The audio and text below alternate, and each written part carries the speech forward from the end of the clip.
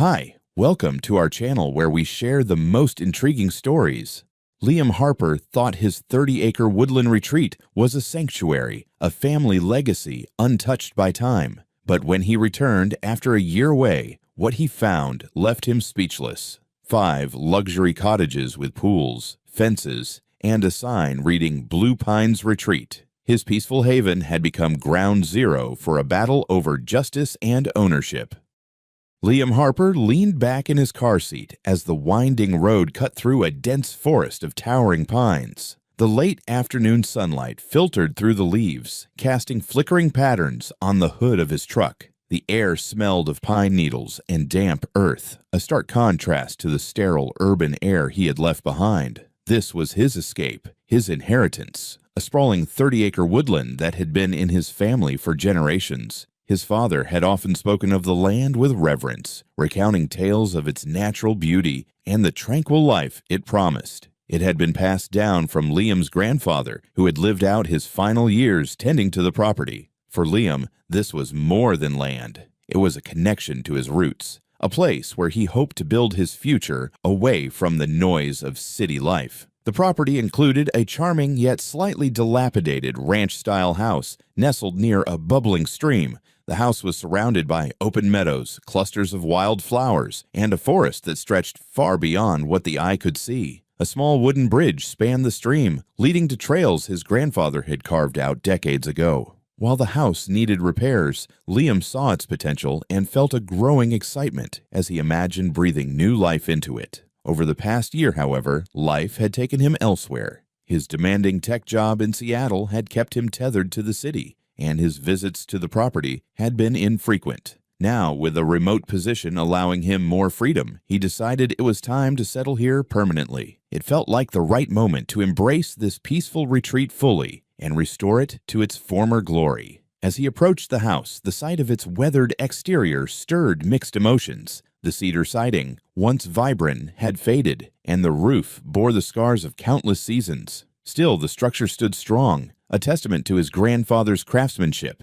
He parked the truck and stepped out, inhaling the crisp air that felt worlds apart from his previous life. The next few weeks were a whirlwind of activity. Liam threw himself into the work of repairs, fixing the roof, repainting the walls, and bringing modern utilities into the rustic home. Each day brought a new sense of accomplishment as he began to feel truly at home. The land, too, seemed to welcome him back. The stream sparkled under the sun, birds sang in the trees, and deer occasionally wandered into view. But the land was vast, and Liam had only begun to explore its reaches. On his third week back, he decided to take a day to venture deeper into the property, past the meadow, and toward the distant tree line. He loaded his ATV with supplies, including a map of the property boundaries his father had once shown him. The document, marked with clear orange lines, outlined the extent of his family's land. As the ATV roared to life, Liam felt a surge of anticipation.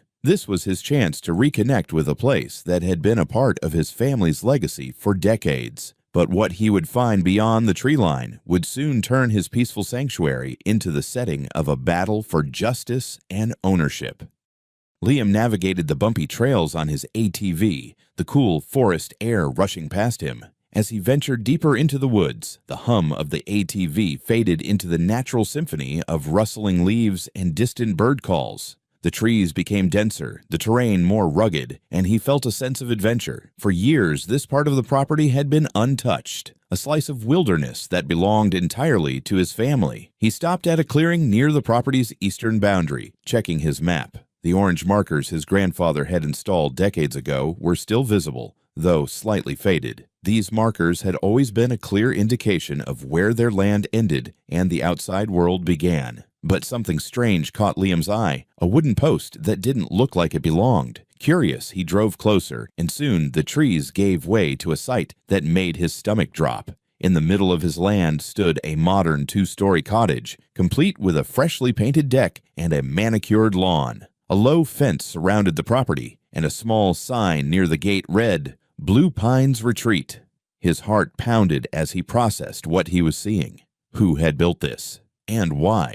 His confusion deepened as he rode further along the boundary line. To his disbelief, he discovered not one but 5 cottages spread across the area. Each was neatly fenced in, with signs advertising them as part of a rental retreat. The cottages were complete with pools, patios, and even gravel parking spaces. Liam's land, his family's land, was now a bustling commercial property. As he tried to make sense of the scene, he noticed movement near one of the cottages. A young couple was lounging by the pool, laughing and enjoying themselves. Liam approached them cautiously, unsure of how to address the situation.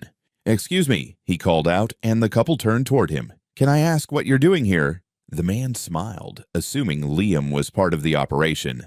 "Oh, we rented this place for a long weekend. It's amazing, so peaceful and private. We found it on a vacation rental site." "Vacation rental site," Liam repeated, his voice tight. "Do you know who owns this place?" The woman shrugged. "We booked through someone named Karen. She handles the rentals. Lovely lady, very professional." Liam's mind raced. Karen, his neighbor down the road. He had met her briefly a year ago when she welcomed him back to the area. At the time, she seemed friendly, complimenting his property and expressing admiration for its beauty. But now it appeared that admiration had turned into something much more sinister. He asked for Karen's contact information, which the couple willingly provided. Taking a deep breath to calm his rising anger, Liam dialed the number. The line connected, and a cheerful voice answered. "This is Karen. Which cottage are you interested in?" Liam clenched his teeth, masking his frustration. "I'd like to discuss the cottages. Can we meet in a couple of days? I want to see them in more detail before I make any decisions." Karen agreed enthusiastically, setting a time for their meeting. As Liam hung up, his hands trembled, not with fear, but with determination. Over the next 2 days, Liam prepared for the confrontation. He contacted a local surveyor to verify his property lines and document the placement of the cottages. The results left no doubt. Every single building was on his land. Armed with these findings, he filed a report with the local authorities and hired a real estate attorney to draft a lawsuit. Karen's actions were not just a breach of property rights. They were a blatant attempt to capitalize on what didn't belong to her. The cottages, the fencing, the landscaping, all of it was unauthorized. Worse, the attorney estimated that the financial damages, including the cost of removing the structures and restoring the land, could exceed $1.5 million. As the day of their meeting approached, Liam steeled himself for the battle ahead. He knew he had the law on his side, but Karen's audacity suggested she wouldn't back down without a fight. This was no longer just about the cottages. It was about reclaiming his land and protecting his family's legacy. The day of the meeting arrived, and Liam drove out to the cottages, his heart pounding with a mixture of anger and anticipation. He wasn't coming alone. Accompanying him were a property inspector, a local sheriff's deputy, and his attorney. Armed with irrefutable evidence of the illegal construction, Liam was determined to confront Karen on her blatant trespass. The gravel road leading to the cottages had been freshly smoothed, a sign of Karen's investment in this unauthorized venture. As he approached the cluster of cottages, Liam saw Karen's sleek SUV parked near the largest one. She stepped out with a confident, almost smug expression, dressed in a tailored blazer that seemed to scream authority. Her expression faltered the moment she saw Liam standing with the officials. Recognition flashed across her face, and a flicker of unease replaced her earlier confidence. Liam had met Karen briefly a year ago during one of his rare visits. Back then, she had been all charm, gushing over the beauty of his land and expressing a deep admiration for its tranquility. Now, her role in this debacle was clear. "Liam," Karen called out, forcing a bright smile as she approached. "What a surprise. I wasn't expecting you to bring company." "I thought it was only fair," Liam replied coolly, "given what I've discovered about your little enterprise." Karen's smile froze, and she straightened her shoulders, trying to maintain her composure. "I'm not sure what you mean. Everything here is perfectly legitimate. I've invested a lot of time and money into making this place a retreat that people can enjoy." Liam motioned toward the sheriff's deputy, who handed Karen an official document. Her expression darkened as she skimmed the papers, her lips tightening with each line. "This is a formal notice," Liam explained. "You have 14 days to remove all structures from my property. Additionally, we've filed a lawsuit for damages exceeding $1.5 million. And," he added with deliberate emphasis, "the authorities are investigating this operation for potential tax evasion and illegal business activities." Karen's face flushed a deep red as she turned to the officials, her voice rising. "This is absurd. I have every right to this land. My husband and I bought it fair and square. I even have documentation to prove it." "Then you won't mind showing it to us?" Liam's attorney interjected, his tone sharp. Karen rummaged through her handbag, producing a set of papers and thrusting them toward the attorney. As he examined them, his frown deepened. "These documents are highly suspect," he said after a moment. "They claim that Liam's father transferred ownership of this portion of the property to you before his passing. Conveniently, there's no record of this transaction in the county archives." Karen's voice grew shrill. "It's not my fault if the records were misplaced. This land is mine now, and I've done nothing wrong." Liam stepped forward, his voice calm but firm. "Karen, you've known all along this land wasn't yours. The survey markers were there. The records are clear. And yet, you built 5 cottages, advertised them, and started renting them out as if you owned the place.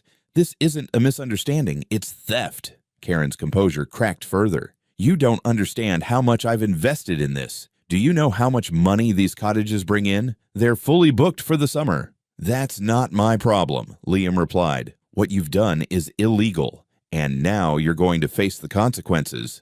The sheriff stepped forward, his voice steady.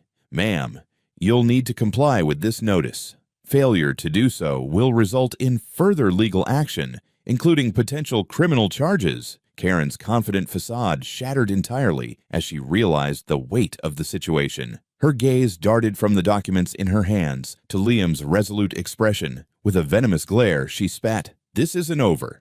I'll see you in court." Liam simply nodded. "That's exactly where this is headed." As Karen stormed back to her SUV, Liam felt a sense of vindication. This was far from over, but the first battle had been fought, and he had the upper hand. Liam had anticipated that Karen wouldn't back down easily, but he hadn't expected just how far she would go. A few days after their confrontation, his attorney notified him that Karen had officially filed a counterclaim. In her lawsuit, she accused Liam of defamation, harassment, and attempting to steal her lawfully acquired property. What surprised Liam even more was the court's acceptance of the suspicious documents Karen had provided, temporarily halting the removal of the cottages until the ownership dispute could be resolved. "It's a delay tactic," his attorney Emily explained during a late-night strategy session. "She knows those documents won't hold up under scrutiny, but by filing this counterclaim, she's buying time and putting pressure on you."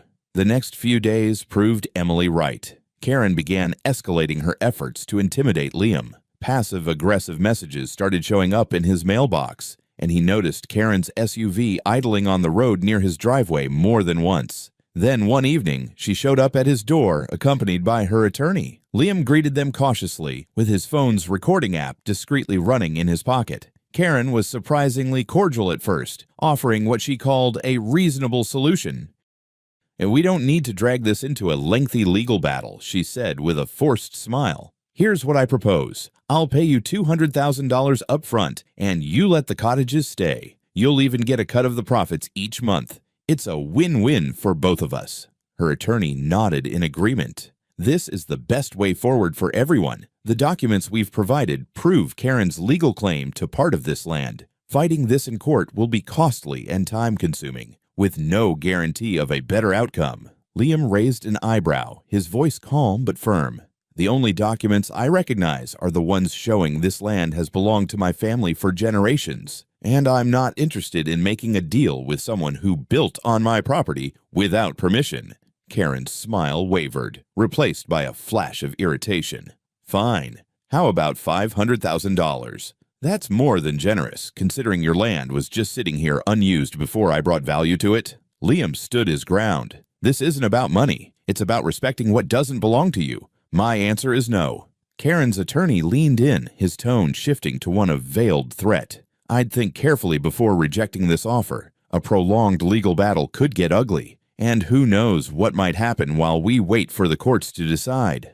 Liam's jaw tightened. "Is that a threat?" The attorney backpedaled, forcing a chuckle. "Of course not. Just food for thought." Liam held the door open.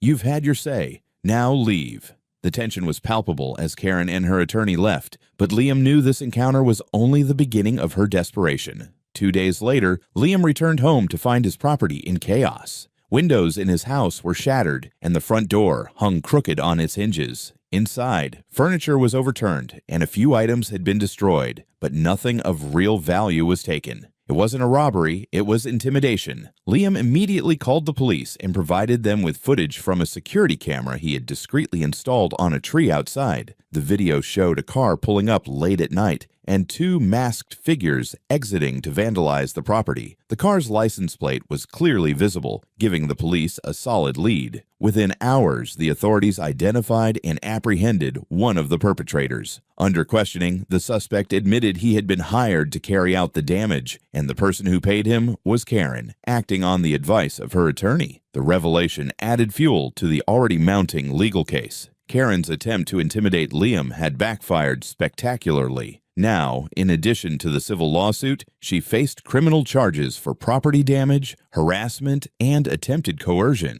As Liam reviewed the updated legal filings with Emily, she couldn't hide her grim satisfaction. "She's finished," Emily said. "Between the forged documents, the illegal construction, and now this. There's no way Karen walks out of this without serious consequences." For the first time in weeks, Liam felt a sense of relief. The battle wasn't over, but the tide was finally turning decisively in his favor. The fallout from Karen's actions was swift and far-reaching. Her attempted intimidation had not only strengthened Liam's case, but also exposed her reckless disregard for the law. As the court hearings progressed, it became clear that Karen's position was crumbling under the weight of evidence against her.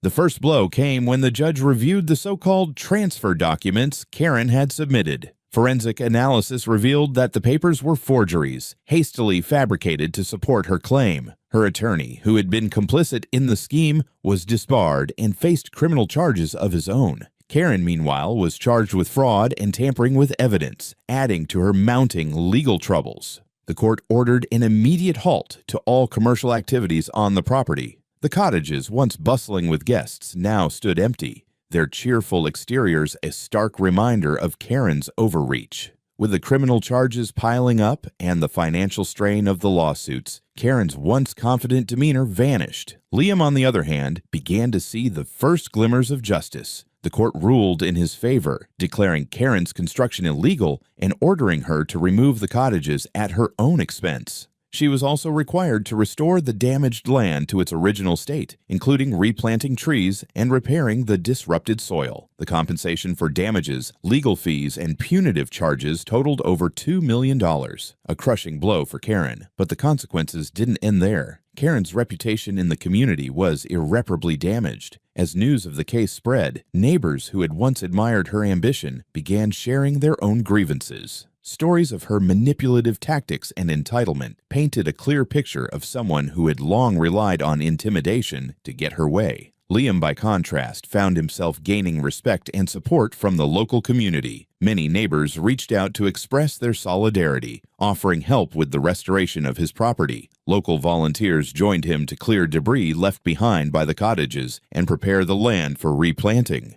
One neighbor even donated seedlings from their own property to help replace the lost trees. The process of restoring the land wasn't quick, but it was rewarding. Liam worked tirelessly alongside the volunteers, slowly bringing the property back to its former glory. The sight of new trees taking root and the return of wildlife to the area filled him with a profound sense of accomplishment. Beyond the physical restoration, Liam also found a renewed sense of purpose. The experience had tested his resolve and forced him to stand firm in the face of adversity. Though it had been a long and grueling battle, he had emerged stronger and more determined to protect what was his. Karen's fate, meanwhile, served as a cautionary tale. With her finances in ruins and her reputation shattered, she was forced to sell her own home at a significant loss to cover the court-ordered damages. Rumors swirled that she had moved out of state to live with a relative, far from the community she had once tried to dominate. For Liam, the conclusion of the ordeal was more than a personal victory. It was a reminder of the importance of accountability and the power of standing up for what's right. As he sat on his porch one evening, watching the sun set over the newly restored land, he felt a deep sense of peace. The forest, quiet and resilient, seemed to echo the lessons of the past months. That justice, though sometimes slow, always prevails when one is willing to fight for it. Liam stood at the edge of his property, the early morning mist curling around the newly planted trees. The land, once marred by illegal construction and reckless intrusion, was beginning to look like its old self again. The vibrant greenery and gentle rustle of leaves felt like a triumphant return to peace. A victory not just over Karen, but over everything she had tried to take from him. The legal battle had been grueling, stretching over months and testing Liam's patience and determination. But in the end, justice prevailed. Karen's elaborate schemes to claim the land and profit from it had crumbled under the weight of truth and law. The cottages had been dismantled, leaving no trace of the unauthorized retreat. The scars they had left on the land were being healed, tree by tree, thanks to the support of Liam's neighbors and volunteers. As Liam reflected on the journey, he couldn't help but marvel at how much he had learned about himself. What had started as a confrontation over property had evolved into something much larger, a fight for legacy, integrity, and accountability. He had stood firm in the face of manipulation and intimidation, refusing to be bullied into giving up what was rightfully his. Karen's downfall served as a stark reminder to the community about the consequences of arrogance and entitlement. Her desperation to cling to a facade of success had cost her everything: her finances, her reputation, and even her home. With her attorney disbarred and criminal charges hanging over her, Karen had vanished from the area, leaving behind a legacy of shame. For Liam, the ordeal also brought unexpected rewards. The once distant neighbors had rallied around him, forming bonds of solidarity that extended beyond the boundaries of his land. They had shown him the true meaning of community, proving that even in the face of conflict, people could come together to support one another. Liam also found himself more connected to his family's legacy than ever before. His grandfather's stories about the land had always been tinged with a sense of pride and responsibility, and now Liam truly understood why. This wasn't just a piece of property, it was a part of his identity, a reminder of the values his family had instilled in him: resilience, respect, and the importance of protecting what matters most. As he walked back toward his house, Liam paused by the bubbling stream, watching the sunlight dance across the water. He felt a sense of closure and accomplishment that went beyond the restoration of the land. He had not only reclaimed his property, but had also reclaimed a part of himself: his strength, his resolve, and his connection to nature. The legal precedent set by his case gained attention beyond the local community. Stories of his battle against Karen inspired others to stand up against overreach and illegal activity. Liam even agreed to speak at a local town hall, sharing his experience and encouraging others to stay vigilant and informed about their property rights. Now, as the seasons turned and the trees he had planted began to grow, Liam looked to the future with optimism. He planned to stay on the land, continuing to nurture it and honoring the legacy passed down to him. The forest that had once been a source of conflict had become a symbol of resilience, its beauty and strength mirrored in the man who fought to protect it. On quiet evenings, Liam would sit on his porch, the air filled with the sounds of rustling leaves and chirping crickets. The land was his once more, and with every passing day, it reminded him of the simple yet profound truth he had come to understand. When you stand firm for what's right, even the toughest battles can be won, and the peace that follows is worth every struggle.